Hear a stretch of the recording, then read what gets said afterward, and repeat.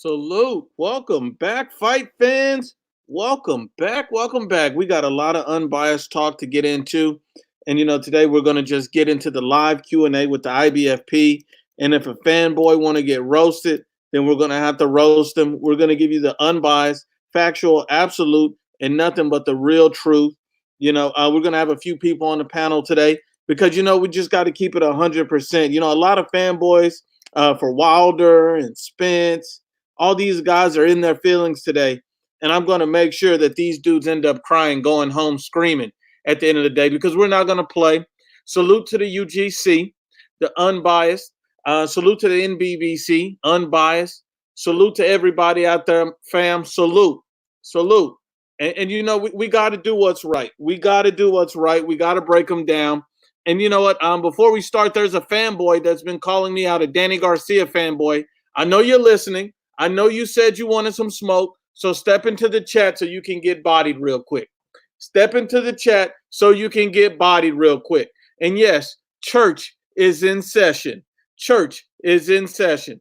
And so we're going to go to the Q&A, but we're also going to bring these boys to church. So where is the fanboy that's been calling me out, that's been asking for all this smoke? And this guy was ranting and raving about Danny Garcia not being a ducker. And you know what? Danny Garcia is a nobody. So I'm explaining you. Danny Garcia is a nobody. So I'm going to just explain this one thing on Danny, and then I'm going to let it go and we can move on. Danny Garcia is a nobody. But you know why Danny Garcia is a nobody? Because every time that he was told to step up, he blew it. He blew it against Sean Porter. He blew it against Keith Thurman.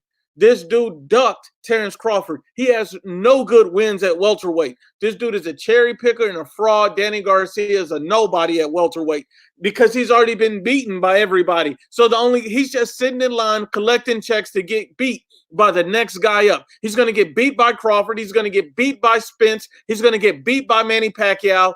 Danny Garcia is not an elite fighter. Danny Garcia is not a top-level fighter. Let's stop playing and stop lying. If you're the idiot that was defending Danny Garcia, please step up and get bodied. Please step up and get bodied. I just don't want to play with these guys because these guys don't like the truth. These guys don't want the truth, but you're going to get the absolute truth. And that's really what it comes down to. You're going to get the absolute truth because, at the end of the day, these guys do not want to be real with what's going on. These guys simply don't want it. These guys simply don't want it. Now, let's go ahead and get it going, man, because, we got a lot to cover. We got a lot of questions to cover. We got a lot of fanboys to expose. We got a lot to dig into. And these guys really don't want the truth, man. These guys don't want the truth. But you know what? This is what we do. We're going to bring you the truth. The link is in the chat. You know what? I need D, unbiased, links in the chat. And I'll put it back in the chat for you guys just in case, to make sure that we get this going. Because, at the end of the day, we got to give these guys the truth. We got to give them the truth. And you know what? A lot of people are talking to me about Deontay Wilder and his hand and his power. Look, there needs to be an investigation on Deontay Wilder's hand to see if that's really legal. And then I had one guy come talking about, well, let's look at it like this. Deontay Wilder's hand, it's approved by the WBC. First of all, the WBC is probably the most crooked organization in boxing. The most crooked organization in boxing, and you want to use that as your justification? Like, that makes no sense to me. Like, how is the WBC your justification? What are we talking about here? If that's your best argument, that Deontay Wilder is not doing something suspect with those, with that metal hand that this guy got, then you don't know nothing about boxing. The WBC is trash. I'm sorry, the WBC is trash. Every ruling they make, every mandatory they make, but they're absolute trash, bro. They're absolute trash. They're absolute trash.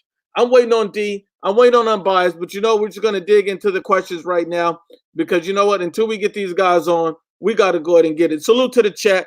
Salute to the UGC boxing channel. Fire, unboxes. Once again, truth can't be biased. Salute to Xavier, Nicholas. Salute everybody. Francisco Moreno, salute. Marta Machine, I see you, my brother. Salute. Alex, Tim, Samuel, salute. Salute everybody. Salute for coming in. And we're just going to go ahead and start breaking it down. And we're going to get into the first question. And, because a lot of people have a lot of questions. And so Kevin came out with the first question, and Kevin asked me, he said, you know what is the fanboy obsession with Jermall Charlo? The fanboy obsession with Jermall Charlo. So we're going to give you the fanboy obsession with Jermall Charlo. Basically, his question is, why are the LDBC and PBC supporters so obsessed with Jermall Charlo? So let me explain to you why they're so obsessed with Jermall Charlo. Let me explain to you why. And this is why. They're so obsessed with Jermall Charlo, and it's only for one reason, because they want Jermall Charlo to be their savior. They want him to be the guy that beats Canelo Alvarez. They want Jermall Charlo to be the guy that come out there and do something to Canelo Alvarez, stop him, hurt him. But the problem with that is, and him being their savior is that he's a false prophet. And this is why. This is why Jermall Charlo is a false prophet. Because this guy's fighting guys from 154, and he's talking about a Canelo Alvarez who would literally stop him. I've been saying for years that Canelo Alvarez would stop Jermall Charlo. Jermall Charlo's chin is untested and unproven. Jermall Charlo's boxing skills is unproven. This guy likes to headhunt.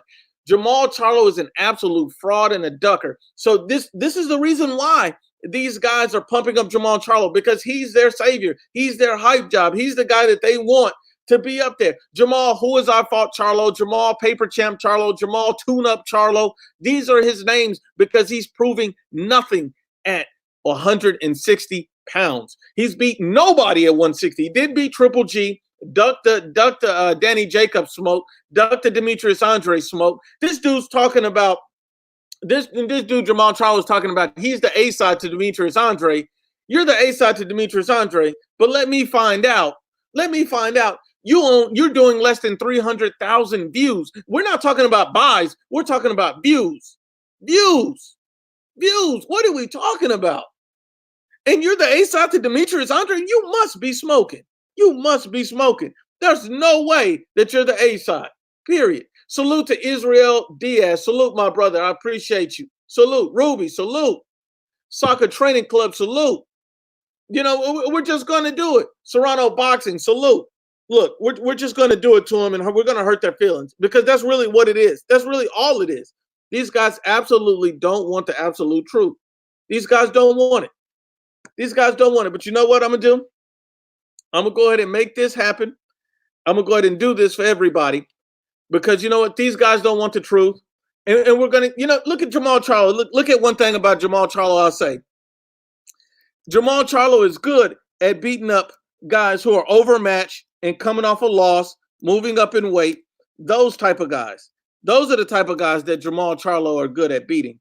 Those are the guys that Jermall Charlo gets. Those are the guys. No one else. Jermall Charlo doesn't do anything to anybody else but those guys. That's what Jermall Charlo does. He's an absolute fraud. Let's be real. This is true media, unbiased media, factual media. Salute to Angel Santos, Actual Facts Boxing Talk. That's my dog. Salute. But, you know, we're just going to keep it pumping, and we're going to keep it real, and we're going to move on to the next question, because, you know, at the end of the day, facts can't be biased. Facts cannot be biased, and we're not going to play bias. And so we're going to get on to the next question, and, you know what, in our chat, and we're going to just do it because these guys don't want the truth. So let's get to the next one. The next one is, how would you see Anthony Joshua versus Usyk going? And this is from Pez. Salute to Pez. Anthony Joshua, Oslander Usyk is a good fight. I think that's an entertaining fight. And I'll say at this point, Usyk is not proven to be at the top of his game yet. That's what Usyk hasn't proven. Usyk hasn't proven that he's, you know, a full-fledged heavyweight yet. So I don't think I could put Usyk against Anthony Joshua at this point. I think Usyk, you know, gets stopped by Anthony Joshua mid to late in the fight, but I think that he gives Anthony Joshua all he wants and some more, because he's a great boxer. He's a special boxer, but I just don't simply think that that's what's going to happen. I just don't think Usyk has enough yet to beat him. I just don't think he's ready. I don't even know how Usyk's going to look against a guy like Derek Chisora, but I think it's a very interesting fight, and I have to put Anthony Joshua, because Joshua showed me that he can box in varying style. He's not a one-dimensional boxer. Anthony Joshua can do a lot of different things. But let's keep it going.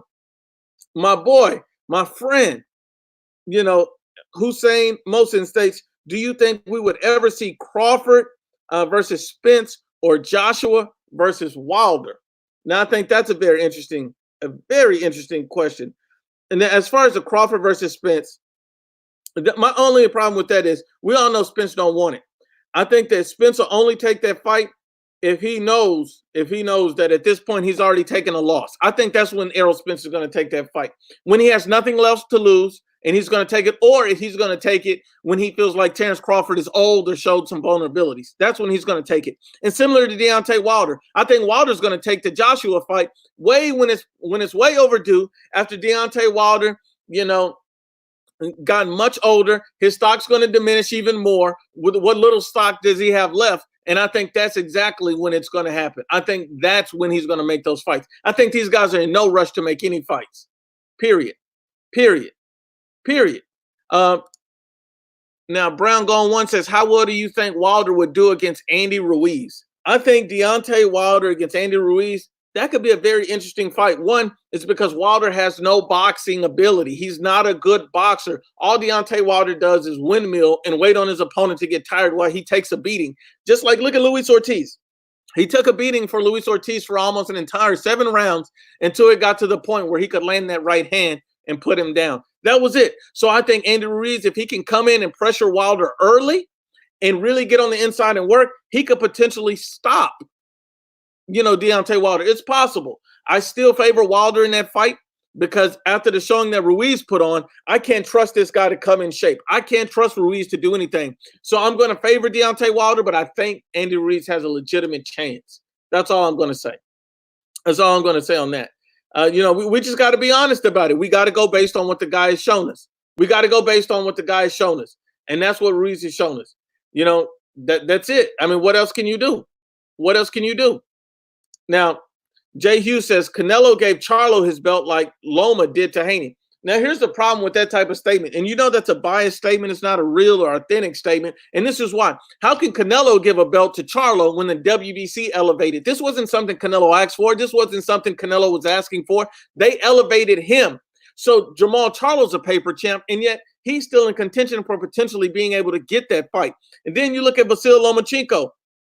Vasyl Lomachenko, him and Top Rank asked for that. And even still, Loma said that he will still fight Haney. So there's still no duck sauce on this. So it doesn't make sense. I still believe that the Loma-Haney fight eventually will happen. That's probably going to happen. If we're going to be honest and unbiased, that's probably going to happen. We got to be real about it. We're not going to play. We're going to be real about it. But Loma asks for it. So why he asked for it, I don't know. And maybe he was asking for it, to spare him time. But, it is what it is. D, I just sent you the link, my brother. I put the link in the chat, and I just sent you the link. Step on in, D. But that's absolutely what we're talking about. And I'll put it in the chat again just to make sure we can have it. I sent it to D, and I'll send it again. I'll put it in the chat just to make sure we got it. We got a little communication issue on here.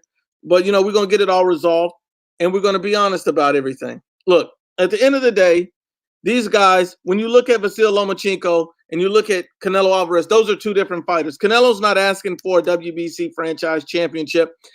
Vasyl Lomachenko and Top Rank did. Vasyl says he didn't, but Top Rank requested it. You know that. That's why Mauricio Sulaiman came out and said it. But at the end of the day, Mauricio Sulaiman can't be trusted because half of everything he says is a lie. So it's hard to trust what these guys are talking about. At the end of the day, we simply want the best fighting the best, regardless of who's doing it or what. That's all. We just want the best fighting the best. Salute to D. I see you, my brother. Salute. D, are you there? Yeah, I'm here. What's up, Luke? What's up, my brother? And I want you to answer this question because this was put in the chat. Do we ever see Crawford versus Spence or Joshua versus Wilder?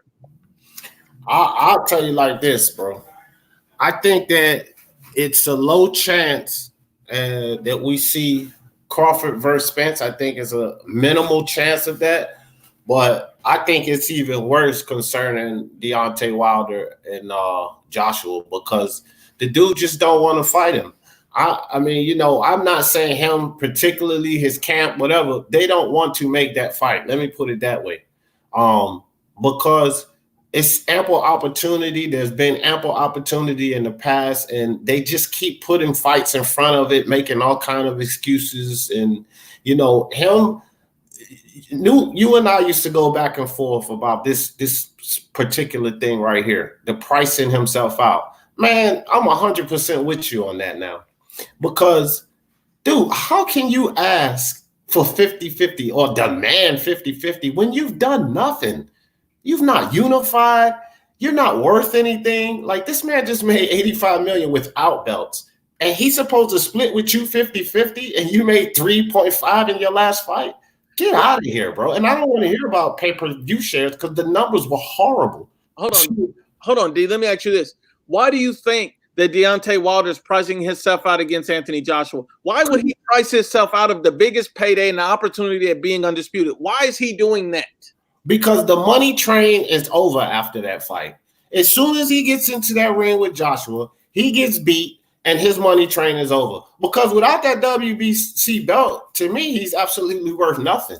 The only reason people look at him now is to see if he's going to lose that belt. Other than that, if he don't have the belt, who's going to watch him? Okay, and then let me ask you this. Why is Errol Spence in no rush to fight Terrence Crawford? Now, with the Spence situation, I will say this. Until, we talked about this. Until that man come back and I see how he is, as far as health reasons, I don't really got much to say about that. But before the accident, prior to the accident, if we go out of that, he ducked him. For whatever reason, why he's ducking him, I think it's more or less like, this whole PBC thing with losing the O and the stock and the making money. He knew that was in serious jeopardy. So he wanted to collect what he could collect on, quote unquote, that side of the street, get that money before he put himself in that type of danger. That's why they ducking Terrence Crawford. And yes, Spence fans, he's ducking it. That fight is being ducked, bro. Man, hey, for the love of sports, let's talk about it. That's being ducked, bro. And look, we got some more from my man Pez says, what's your opinion on Dillian Whyte being cleared by UCAD and still not being the mandatory for Wilder until 2021? So here's the thing with that. WBC is full of crap, man, which they're the worst by far sanctioning body in boxing. But this whole thing with Wilder, I'm saying it again. I'm setting up a debate now with a dude on this very topic. Wilder avoiding Dillian Whyte. He's definitely avoiding Dillian Whyte. He's putting every obstacle. Him and the WBC are putting every obstacle in front of this man, and waiting. But I will say this: be patient, fans, because all of these delays that Wilder's putting in front of himself, and he's definitely avoiding Dillian Whyte, it's only worse for him because Wilder's getting older. And as soon as one of these guys get a piece of him, he's done. Like, he's backing himself into a corner. He can't duck this fight. Like, it has to happen by February 21. So you're going to probably fight Fury twice. I heard that they contracted to fight twice, which makes no sense. It's just more of a reason to duck a meaningful fight. But he's got to fight the man before 2021. I think it's absolute BS on the part of Dillian Whyte because he should have been mandated.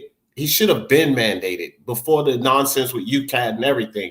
But yeah, he's putting obstacles in front of that. And it goes just the same thing with Joshua. This is another guy who can stop his money train. Pull that money train right into the station and stop it. He'll take that belt away from him. So these guys just don't want to take no chances. They don't want no risk. They don't want the risk. No, they want the reward without the risk. And here's the problem. I've always noticed that Deontay Wilder is always open for a left hook, and Dillian Whyte is the master of the left hook. Yeah. And so that's a problem. That's going to be a major problem. And Deontay Wilder doesn't fight big punchers. He's never fought a big I'm tired of the narrative that people are saying Luis Ortiz is an elite level puncher. This dude is nowhere near the level of Anthony Joshua punching. If he had AJ power, AJ would have stopped Deontay Wilder in the first fight in the 7th round.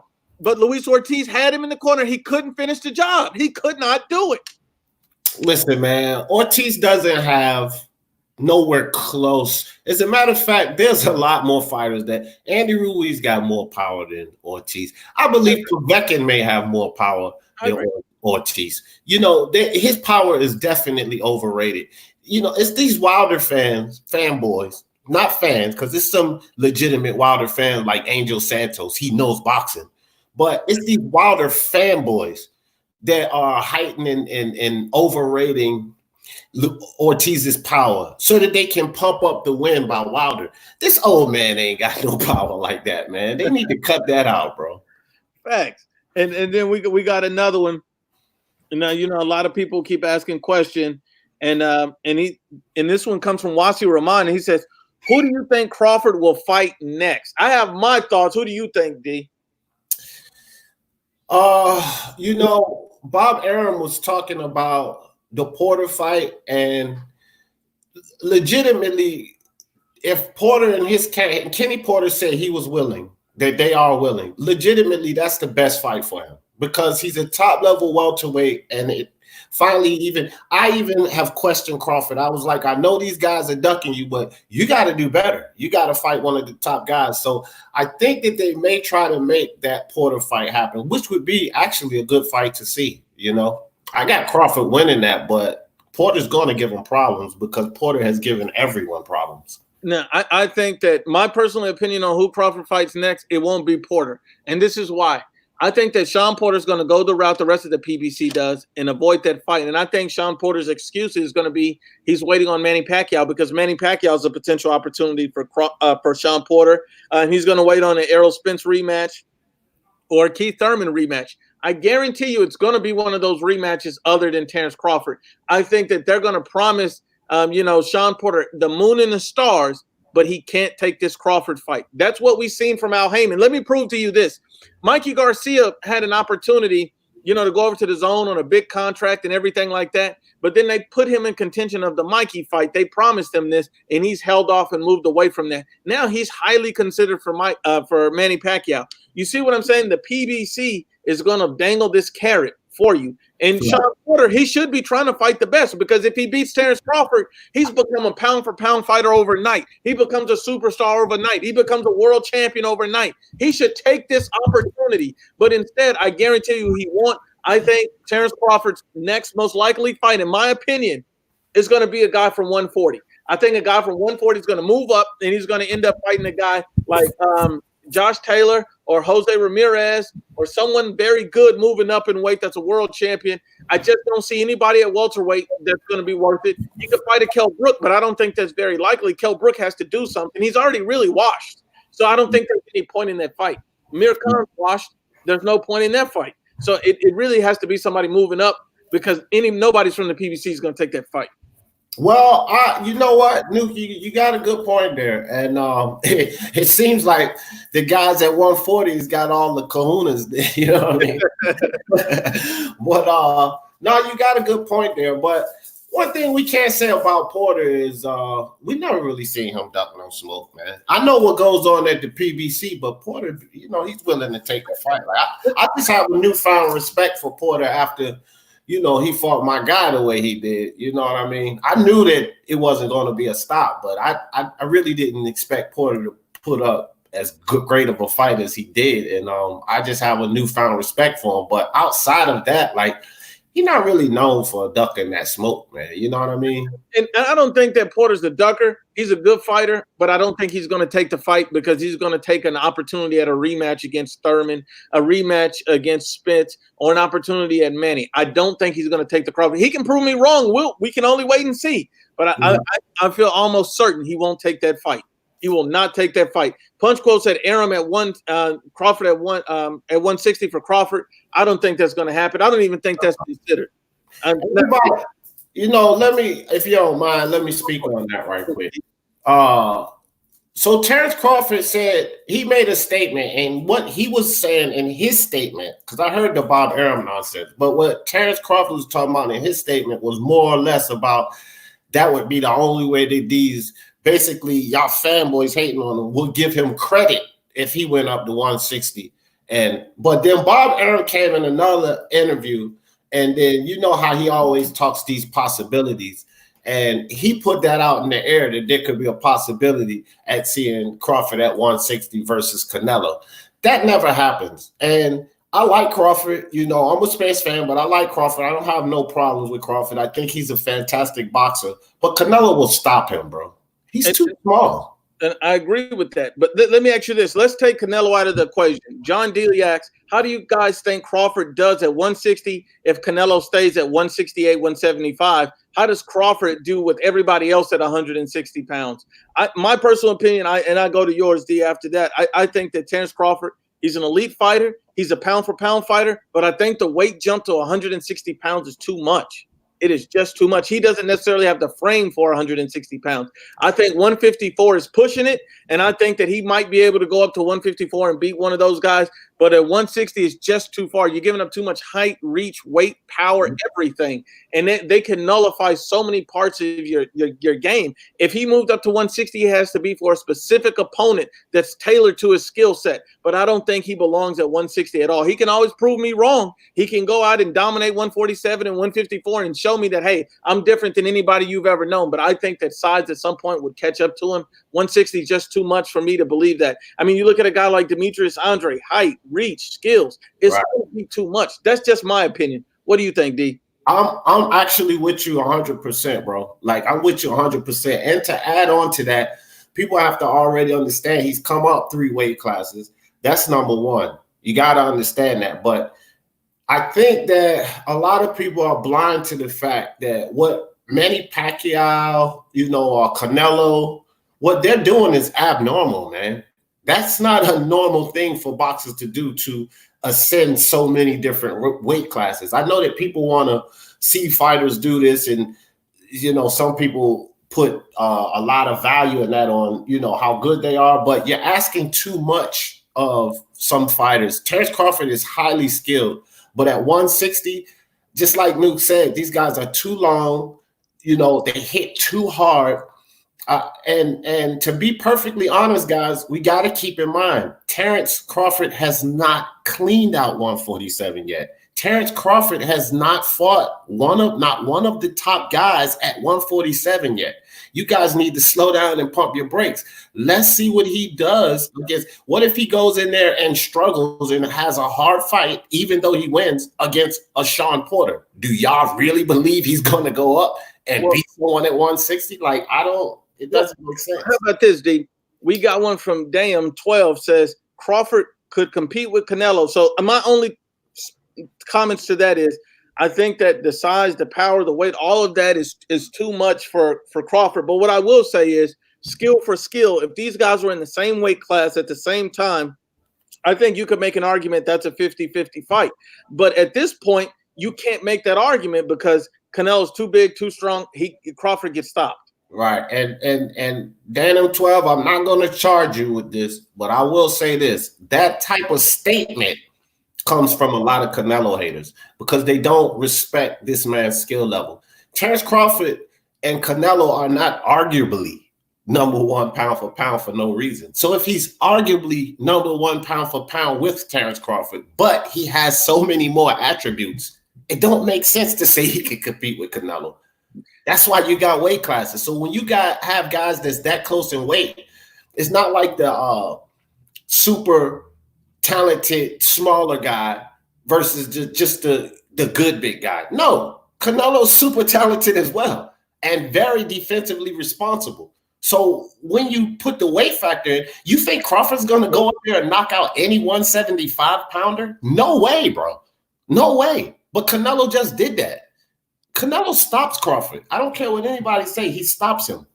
And I agree 100%. Crawford has no business in with Canelo Alvarez. But let's move on. Immortal Fox asks, if you could make a Super 6 style tournament for any division, which would you elect? You want to take this one first, or you want me to go first? I only have two. Okay. I only have two, and it would be a hard choice, but it would be 147 or 160, hands down. And I agree. And I think I would probably do 147 just for the simple fact that I know that nobody's going to fight Terence Crawford. Because I know at 160, I know if Jamal Charlo really wanted to fight Demetrius Andre, he could. And right. I understand that those fights can actually happen if they really want to fight. I understand that if Canelo goes in there and beats Billy Joe Saunders, I know that Saunders will end up fighting Andrade or Charlo because he's already lost his I know these guys would eventually fight in the welterweight division. I don't know who's going to move up. Danny Garcia already said that he only had 2 fights left at welterweight. And so then I'm pretty sure that he's never going to fight Terrence Crawford. And if he does, it's going to be at 54 after he's lost another couple of fights. Danny Garcia is not what we think he is. But that's just my opinion. I think 147 is the best division to make a Super 6 style tournament. Yeah, I definitely wouldn't argue with that. That's why I was like, the only reason I threw 160 in there is because I'm tired of these guys' garbage. GGG, Canelo, and Andre to a certain extent too. Like all 3 of you are chasing one guy when y'all could be fighting each other. But you get into that tournament, then it forces them to fight each other. You know what I mean? That's why I threw 160. But I'm with you on the 147. And there's bigger, we know Canelo will win that tournament. John has a hell of a question. He says the heavyweight would be the best Super Series. I think it'll probably be the most exciting. I mean, you're going to force Deontay Wilder to fight Dillian Whyte. You're going to force, Andy Ruiz versus Adam Kornacki. You're going to force, all these great fights. Those would be fantastic fights. So I can't even argue with that either. Well, one thing I would say about the heavyweight division, and which I would still put 147 over the heavyweight division, is because with 147, it would eliminate all of this PBC garbage. You understand what I'm saying? Like AJ got most of the belts on in the heavyweight division. Wilder just clinging on to that damn WBC belt. You know what I'm saying? But when you look at 147, they got all the belts over there, man. You know what I mean? So at 147, it'll clear all of this nonsense up, which you got to favor Crawford. And so at least those belts would be eliminated from being held captive. He can hold the WBC belt captive, Deontay Wilder, because it's getting to the point where nobody cares about it anyway. All the foolishness that Suleiman's doing. But Namil Simpson says they're all piping up now that Golovkin is old. I'll tell you one thing. Golovkin's still dangerous.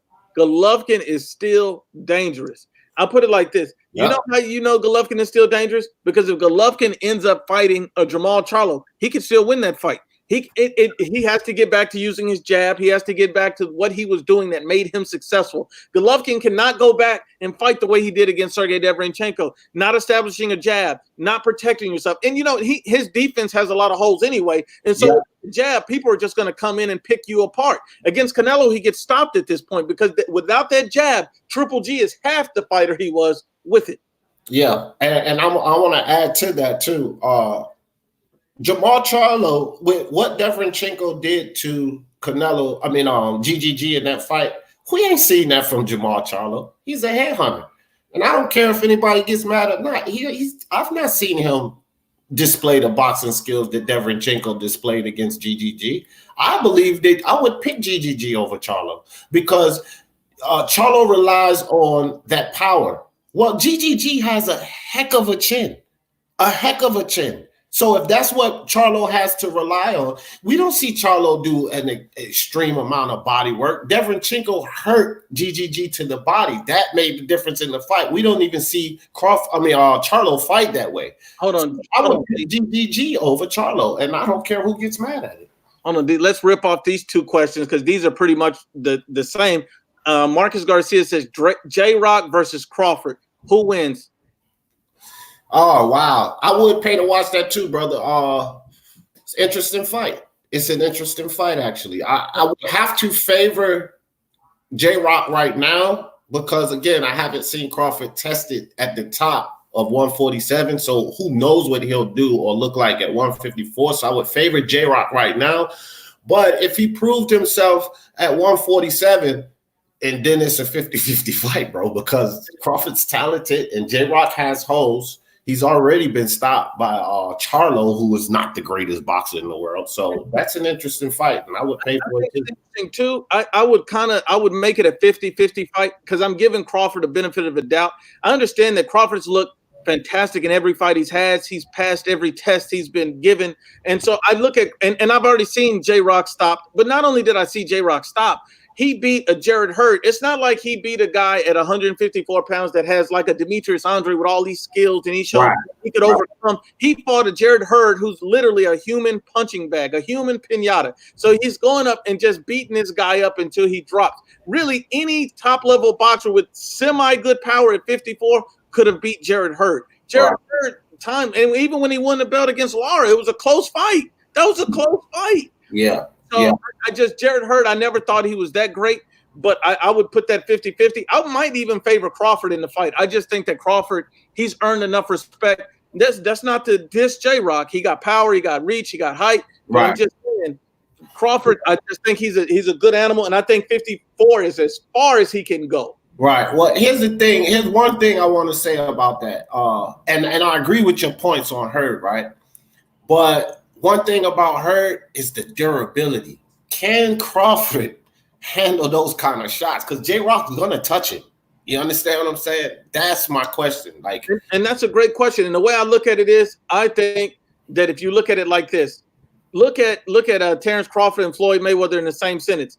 Crawford, even Floyd said Crawford was the best in the world at one time. When you see Crawford, he understands that if he moves up in weight, he has to become a lot more defensive. The problem with Crawford is he reminds me of Pretty Boy Floyd when Floyd was younger. He liked to kind of mix it up a little bit more, like to kind of go for the knockout, kind of look spectacular. He has the defensive skills, but he wants to try to get you out of there. And that's what Floyd stopped doing at the end. Crawford, for him to move up in weight and be successful, he can't take that punishment.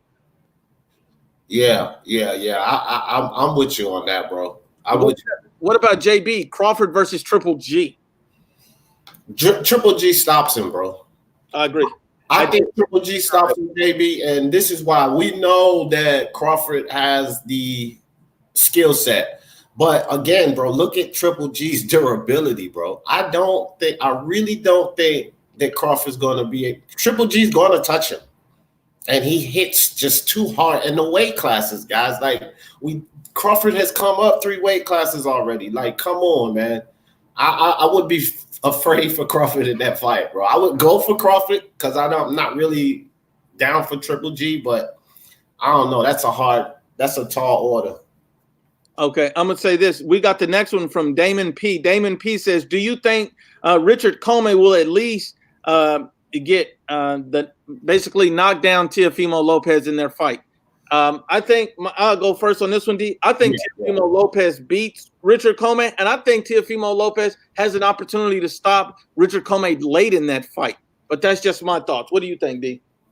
Well, I'm gonna tell all of you guys this before I even start. I'm biased for Teofimo Lopez, and everybody knows that. So take what I say right now with a grain of salt. But with that being said, man, I think that Teofimo Lopez is probably more talented than people give him credit for. The problem with Teofimo Lopez is that, like many fighters, his power got to his head, but he was humbled in that Nakatani fight. He was severely humbled. So I'm banking on the fact that he is in the gym. You know, he's studying his craft because that dude is a gym rat. Yep. And, I think that he's going to show up and show and prove in this Commey fight and prove to people that he's more than just what they expected him to be. And Key Wayne makes a great statement. He said, I think both men are hitting the canvas. That could very likely happen. Yeah, we have another Victor Ortiz Berto show. Remember that fight? David Cotero says, Andy Ruiz or Luis Ortiz? Who wins? Oh, wow. Well, look, I said this on another live.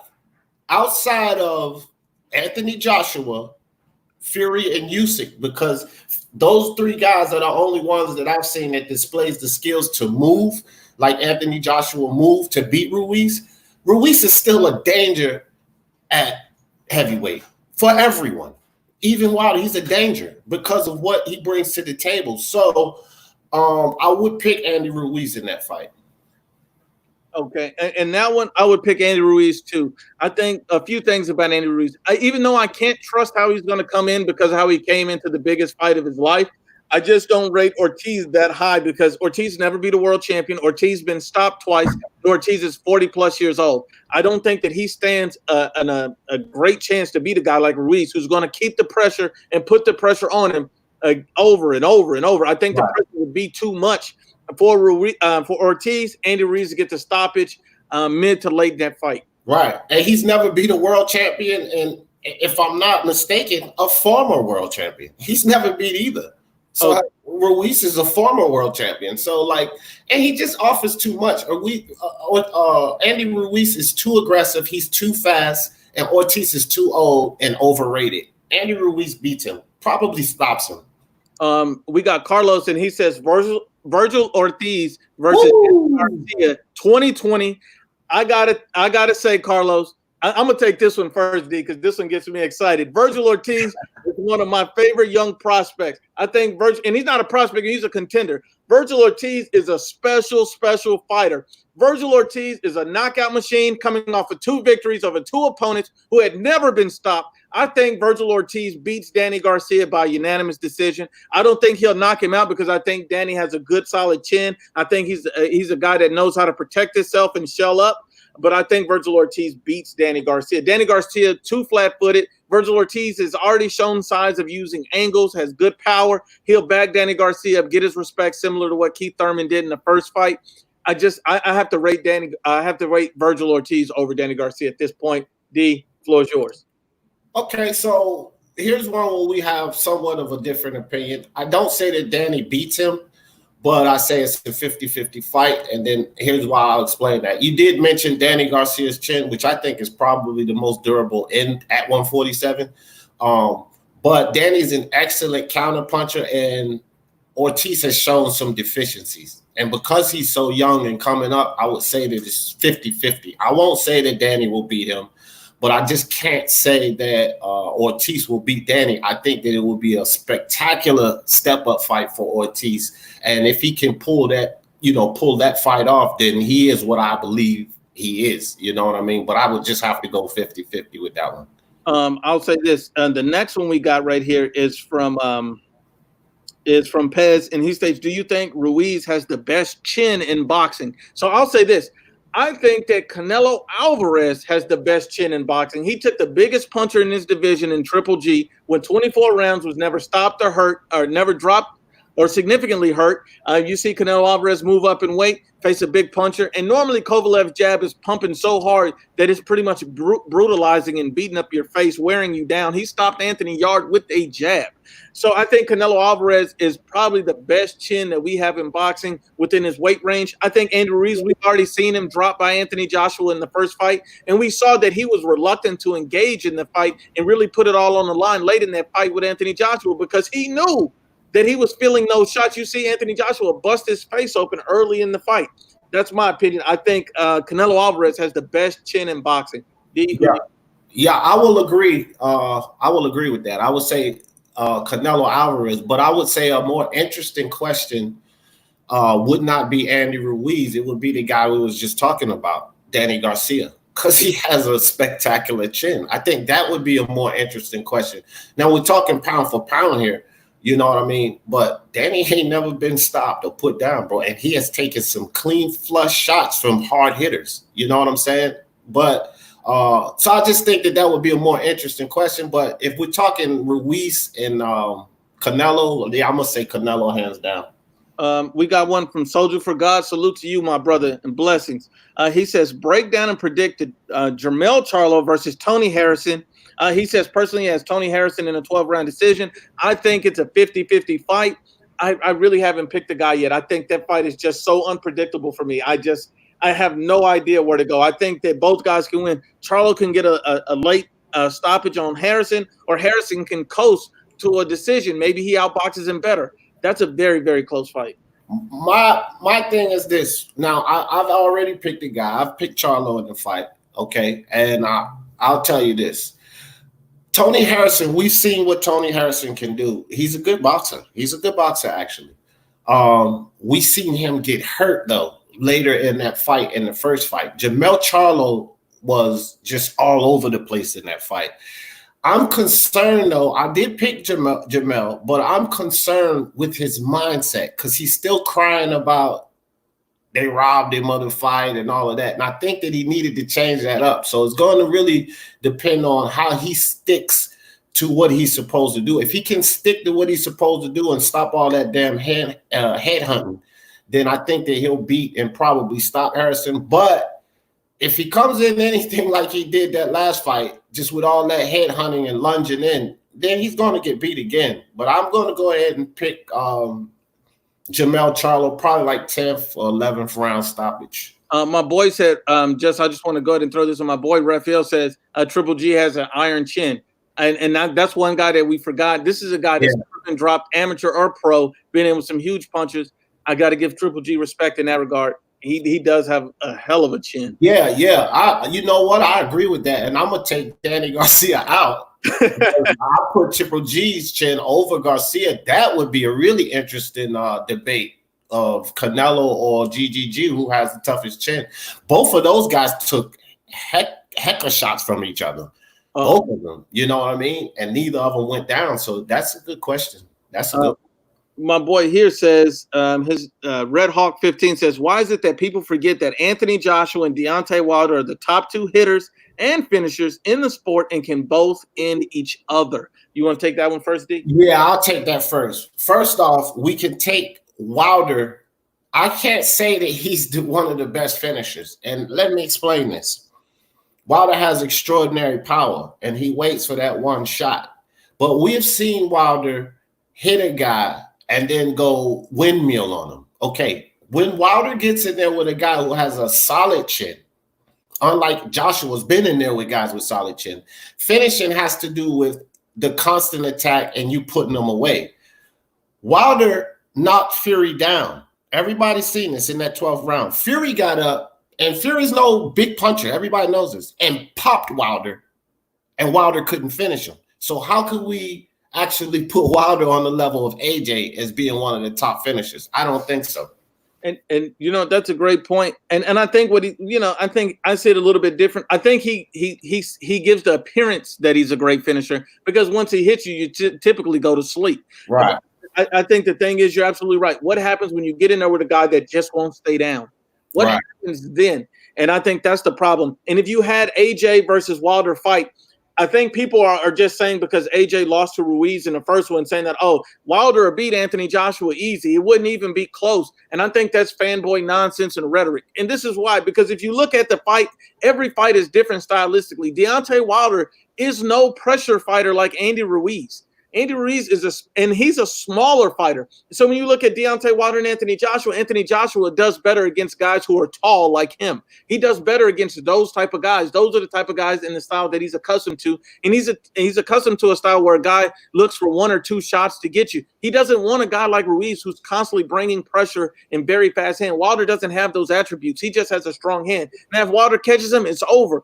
But I think that Joshua can end Wilder early if he keeps a jab pumping, similar to what Fury did in the first fight, and goes on attack mode within the first 5 rounds. And Anthony Joshua, unlike anybody Wilder has ever faced, has enough power to stop Deontay Wilder in the first 5 rounds. Luis Ortiz didn't have it. Romain Sterburn didn't have it. None of those guys, Dominic Brazil didn't have it. None of these guys had the power to end Wilder in the first 5 rounds. Anthony Joshua does.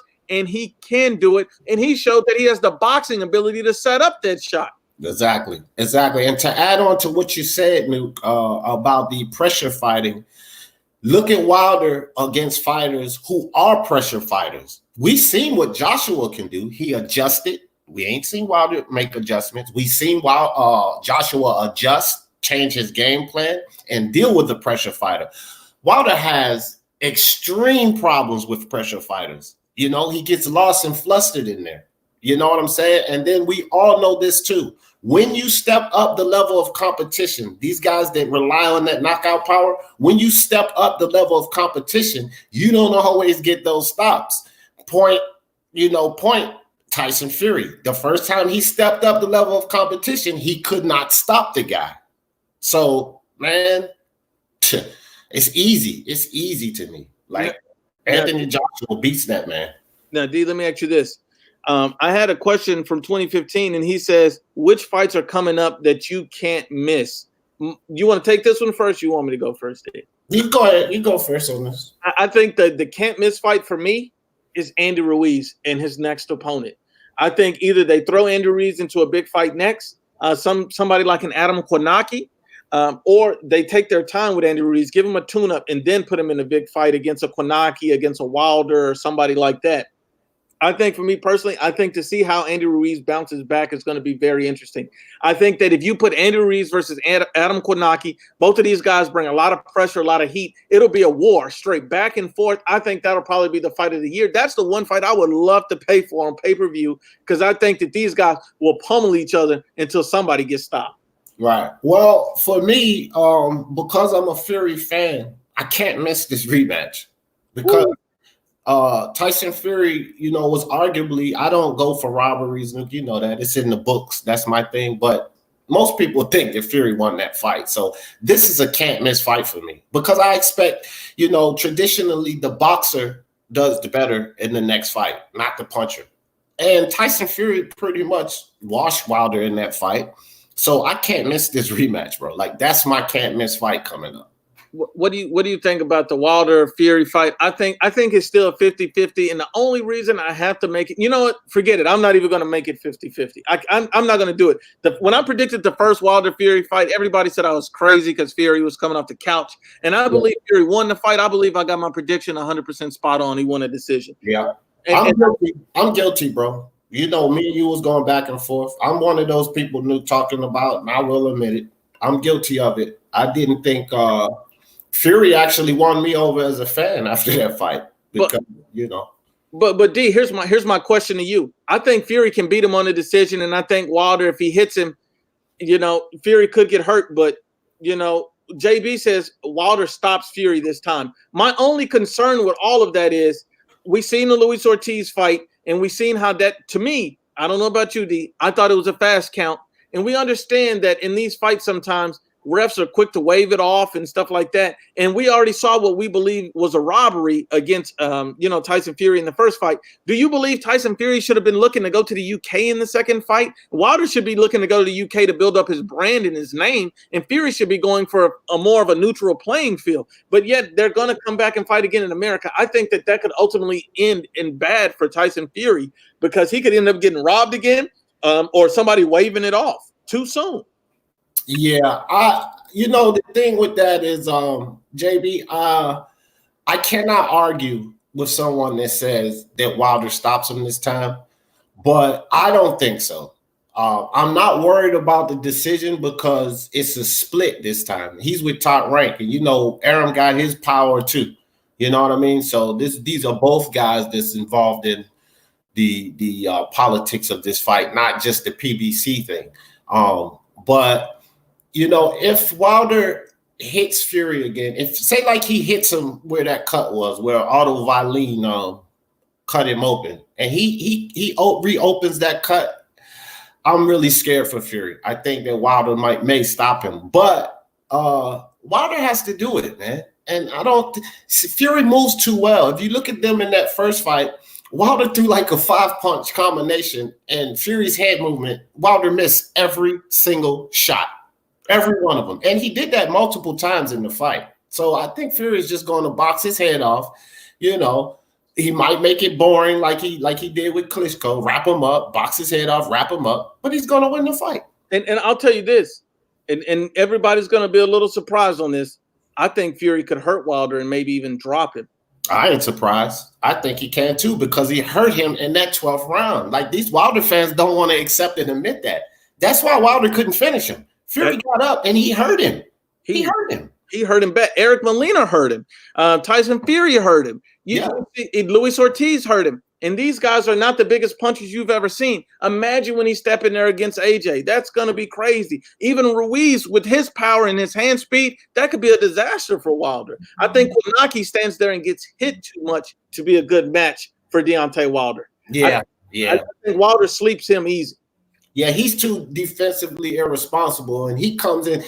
Andy Ruiz comes in with a certain amount of reckless abandonment, but Kornacki's worse, and that plays right into what Wilder wants, because Wilder, with that wide stance and the way he can get in and out, he'll sleep Adam Kornacki, man. And here's my issue with Wilder. This is why Wilder has a big issue when he faces a guy like Dillian Whyte and you know, a guy like Anthony Joshua. These guys are guys that have a lot of experience with different styles. These guys, you know, are very good punchers. But here's another problem. When Deontay Wilder gets in trouble, or like against Tyson Fury, he starts to windmill and starts wildly swinging. If you start wildly swinging against a guy and you miss and you get countered, you're going to sleep against a big puncher. Fury countered him a ton, but he doesn't have that type of power. If you get countered against a big puncher, you are going to sleep. I've seen Wilder throw a windmill so hard that he almost turned all the way around. That is a problem against a big puncher. That's a fact, bro. That is a fact, dog. I can't I can't add or take nothing away from what you just said. That's perfectly well said. And then you know, that's just, I don't know. That's my thoughts. I do think that I think the top of the heavyweights is very interesting. I think we don't know enough about Usyk to know how good he's going to be. We know he's a good fighter, but we don't know how good his chin is because we haven't seen him against a pure heavyweight that has top level talent, and we don't know how. We just don't know. There's too much we don't know about Usyk, and we don't know if his power is all that against a heavyweight that can give it and take it at the same time. Like, I think Andy Ruiz and Usyk will be a great matchup, but I think Usyk does, like you said, has the skill set to neutralize what Andy Ruiz does well. And so does Tyson Fury. So does, you know, but then at the same time, you know, when you look at it, I think he could give Fury some problems because you see Otto Wallin did give him some problems with the pressure. Yeah, but I think that Ruiz, Andy Ruiz can give Fury some problems because Fury doesn't like it to the body, and Andy Ruiz is pretty good at going to the body and coming back upstairs. So yeah, he could give Fury some problems, but at the end of the day, Fury has, you know, there's an art to clinching. A lot of people don't know there's an art to clinching, and because Fury's so tall and the way he clinches and puts that weight down on you. And if Andy Ruiz comes in at damn near 300 pounds like he did against AJ, Fury's just going to wear him down and, you know, beat him up. Yep. I'll ask you this. And Jose Yepes says 2019 was a wasted year for Wilder, Tank, Charlo. And so we'll just hit on all these guys and kind of, you know, just go off on this. I'll say, and you want to go first, D, or you want me to? You can go ahead, bro. This is easy. Go ahead. Okay. For Wilder, this is why it was a wasted year for Wilder. He could have potentially been undisputed, but like an idiot, he passed on it. He could have fought somebody much more credible, a more exciting fight. You know, if you wanted to build your brand and you didn't want to fight AJ, you should have fought Kwanaki. That would have been a new fight people would have loved to see. You could have had it in Chicago. He could have brought a bunch of people, filled out the arena, but you simply didn't do it because you don't want to fight anybody interesting. You could have fought Dillian Whyte in the UK on pay-per-view. You could have made a hell of a name for yourself, but you didn't do it. Deontay Wilder wasted another year of his career, and he's another year older.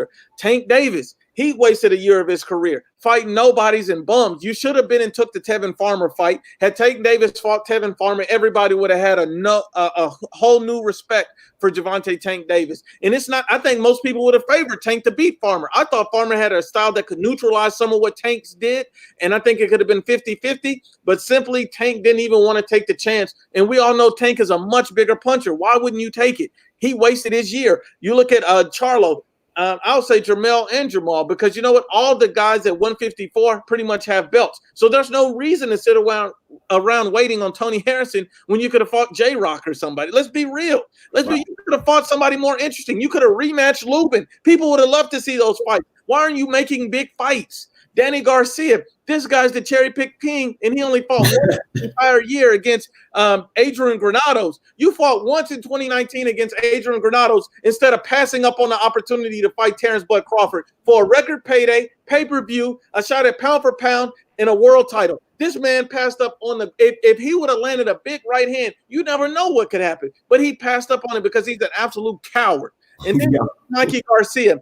You know, Mikey Garcia is an interesting fighter to me because at this point, I like Mikey Garcia, and I support him because I thought his skill set, but even after he lost, he didn't even bounce back like a champion. He moved like a coward. And this is why I don't like Mikey Garcia. You didn't try to get back down to 140 and then move down to 135 and fight Vasil Lomachenko. He's ducking Loma at this point. And at this point, you know, he's a coward and a fraud just like the rest of them because he doesn't want to go down to 140. He's chasing a big payday against Manny Pacquiao because he thinks he can catch Manny. Here's the problem. Manny has fast hands. Manny has fast feet. Manny has good power and a great chin. Manny is going to hurt Mikey Garcia if they get in that fight. Mikey Garcia has pretty much wasted his name and his brand because after Manny Pacquiao knocks you out, Mikey, I don't want to see it. I don't want to see you at 140. I don't want to see you at 135. Mikey, you're done. If you fight Manny Pacquiao and get slept, I never want to see you fight again because you wasted your career. Because at that point, you fighting Lomachenko means nothing. At that point, you fighting Regis Prograis, Josh Taylor, any of those guys, it means nothing.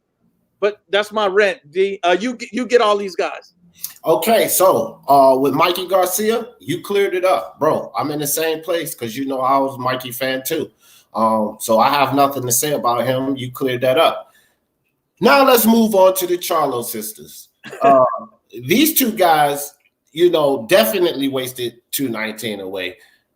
Just like Nuke said with Jermell Charlo, dude, even before the Harrison fight, you had every ample opportunity to go fight Jarrett Hurd before J-Rock got a hold of him. They're not doing anything, and they don't really want to do anything. The reason he chose to fight Tony Harrison is because he felt like he was an easier opponent and he wasn't going to be beaten by him, but then ended up losing. So, yeah, he wasted his 219 away and lost his belt for it. Jermall Charlo has done nothing at 160. Absolutely nothing.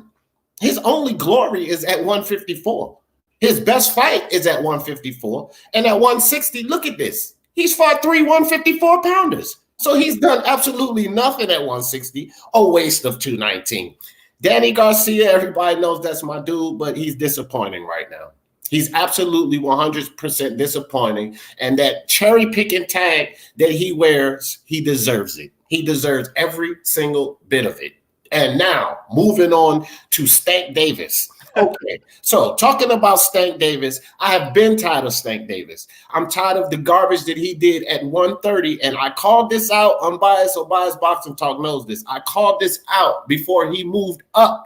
When he announced it, I said he is going to come up to 135 with the same garbage that he was doing at 130. And the only reason he moved up to 135 because his fat butt couldn't make the daggone weight. You know, he was too fat and lazy and undisciplined to make the weight. And now he's at 135 doing the same nonsense. He's fighting the old Chinny Gamboa and talking about another guy moving up and Leo Santa Cruz. This is what he did at 130. So forget about Stank Davis. And now let's move on to the king of this thing, the king of the duckers, the king of the fugazi fraudulent fighters, Deontay Wilder. Deontay Wilder does not want to be great. He wants to live off of narratives, you know, title defenses against basically no one and try to build a legacy off that nonsense. But why is it that this guy has only fought one heavyweight champion in the top 5, only one, which is Tyson Fury, right?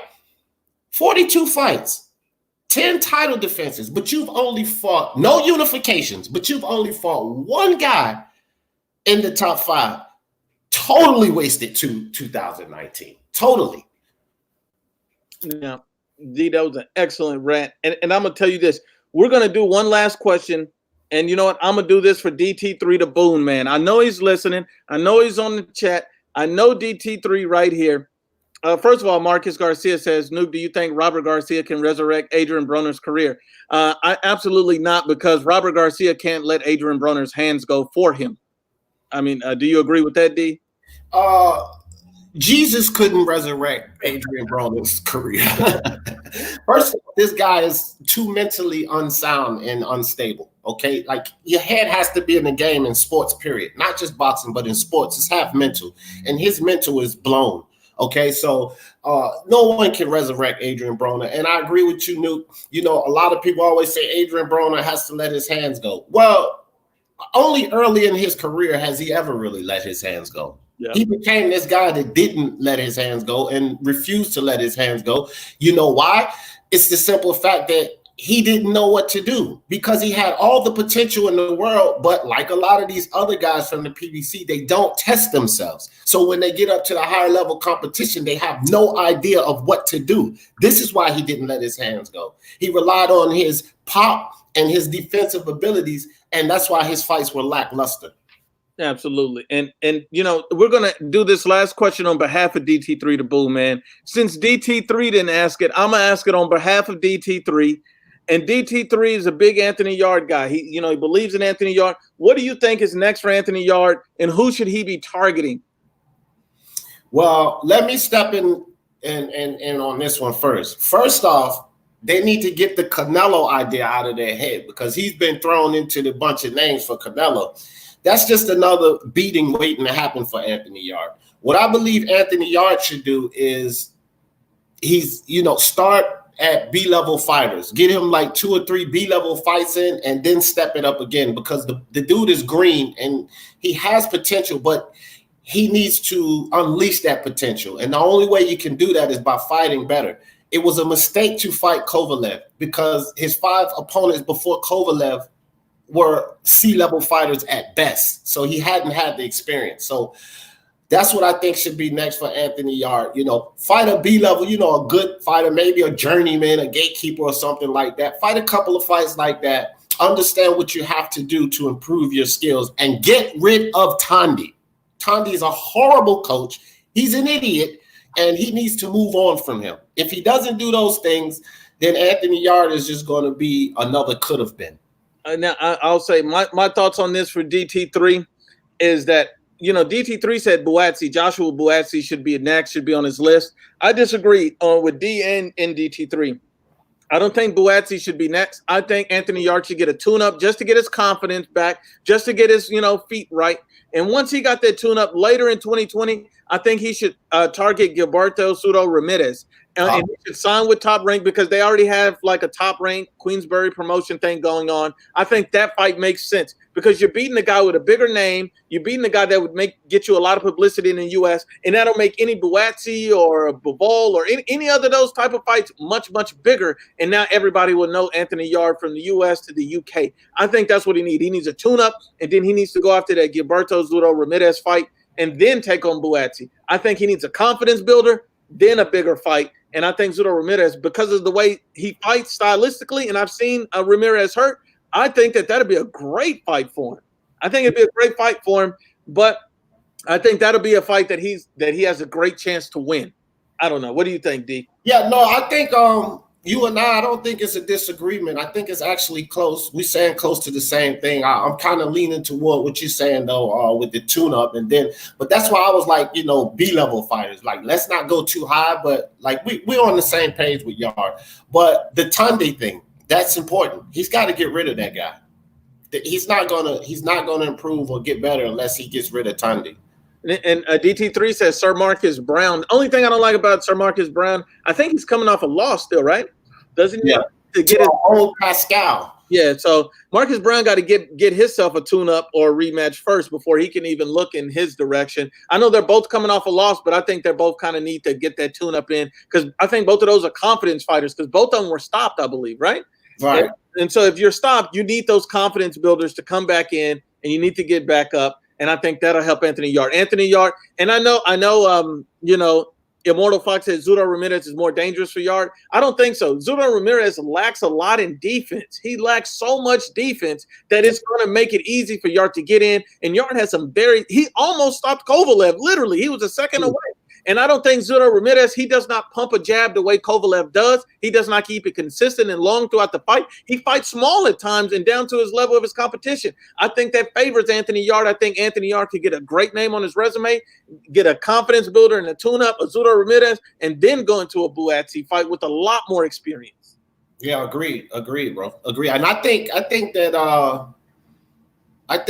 with Ramirez, like you said too, the defensive irresponsibility, that gets him, because he also doesn't move the way Kovalev moves. And so Yarde would be able to get to him easier. So yeah, man, I agree with you on that. And at this point, and I just want to speak on one last fighter, Daniel Dubois, heavyweight, Daniel Dubois, Triple G, Daniel Dynamite Dubois. Who should he fight next? Who should be his guy? I will say this. I think that it's time for Daniel Dubois to step up to one of the top 15 fighters. I think that he's ready. I think he's ready to come out of that prospect era and move it up. Not to go fight one of the top 5, but, maybe somewhere between 15 to 10.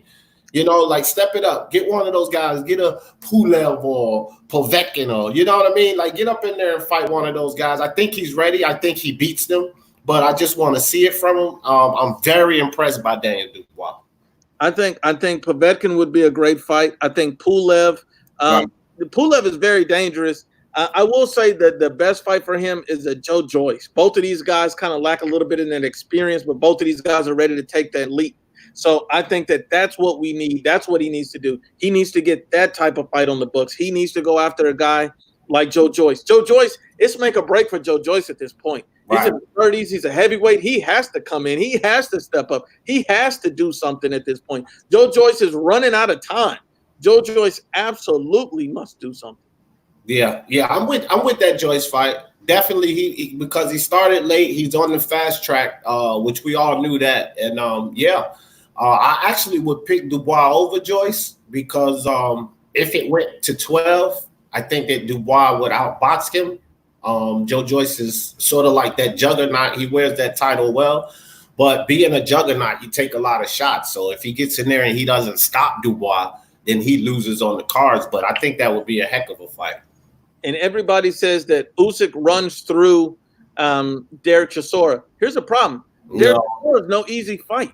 No. He's just no easy fight. Derek Chisora, because Derek Chisora doesn't care about getting knocked out, he's going to come to you the whole 12 rounds. Right. And Usyk has not, guys, slow down with Usyk because I'm a huge Usyk fan, but we got questions. When you have questions, it's the same thing. Nuke, you remember that I was a huge Spence fan, and I was saying the same thing about Spence and Porter, where all of these idiots talking about Spence going to stop him. I said, no, sir. He got to step it up, and he has questions. He has to prove it. This is the same thing with Usyk. This is not cruiserweight where he cleaned out. This is the heavyweight division. And so if I can see Usyk display certain things like power, what he can give and what he can take, then I might say that. But one thing about Chisora, just like Nuke just said, the guy will keep coming. He packs a wallop himself. And so, I'm not going to just sit here and say that Usyk runs through Chisora. I will pick Usyk over Chisora because of his skill set, but I ain't going to say he runs through him. And here's an interesting fight. This is a fight that nobody thought would ever happen. Eddie Hearn never said that he thought that Chisora and Joshua would happen. He just didn't think so. Chisora kept winning. Now Chisora's lined up for a Usyk fight and a title shot. Should everything work out the way they believe it with the WBO? And if somehow Chisora can capitalize and beat Usyk, then Chisora would end up facing an Anthony Joshua that he helped prepare for Andy Ruiz Jr. And we know stylistically that's a bad matchup for Anthony Joshua because it's a pressure fighter, a shorter guy. But Anthony Joshua showed us that he knows how to deal with those guys now. But it's still a very dangerous and interesting fight, and a guy who knows you intimately. I think that would be a great fight. Yeah, that's true. That's true to a certain extent. Because after Joshua showed us, like, man, I'm so impressed by that fight that he had with Ruiz. But after he showed us the ability to adjust, you know what I mean? I don't think that Chisora is a better boxer than Andy Ruiz. I think Andy Ruiz beats Chisora. And I get what you're saying about him being in there with him and sparring, so you learn certain things about a guy. But I think Anthony Joshua puts Derek Chisora away. Stops him. And you know what? I can kind of agree with that. We've seen Chisora stop by Whyte. If Anthony Joshua stays behind his jab, counter punches mid to late in the fight, he could get a stoppage. Mm-hmm. All right. This concludes the Q&A with the IBFP. Speak Your Mind Sports Talk. For the love of sports, let's talk about it. I appreciate you, my brother. Hey, this was fun, Nuke. Anytime, my man, just hit me up. And once again, it's your landlord, the IBFP. And you know what we're going to do is me and D going to run this back next Thursday. If he's down, I'm down. And we'll run it back same time, same place. And we just going to keep it fire. Hold on. One more question, because I have to get Bayern in. He says, do you guys think Ruiz beats Wilder? 50-50 fight. I'll answer this one first. So I just talked about this earlier. I think only Fury and Usyk has the ability to display the skill set that it took to beat Ruiz, which is what Anthony Joshua showed us. we know Wilder don't have that skill set. So 50-50 fight, because that reckless abandonment that I talked about, you know, he's not as bad as Kalnaki, but Andy Ruiz is no defensive specialist. And we know what happens when Wilder hits you with that right hand. So I'm going to say 50-50 on that. And I agree 100%. 50-50 fight because Wilder hasn't faced two types of guys at the top level, a pressure fighter and a big puncher. And Ruiz brings a huge threat as with both of those categories. He's not necessarily a huge puncher, but he becomes one because of the amount of pressure he's able to apply because he's a pressure fighter. But I do think it's 50-50. But if Wilder lands clean, it could be a lights out. Once again, it's Speak Your Mind Sports Talk. Subscribe. It's the IBFP. Salute. It's your landlord, D. Jefferson, for the love of sports. Let's talk about it. Appreciate you, Newt. Peace out, chat. Peace, chat. Salute to JB, Ruby, Junior Moreno, Andrew Tucker World. Salute, my brothers. Salute.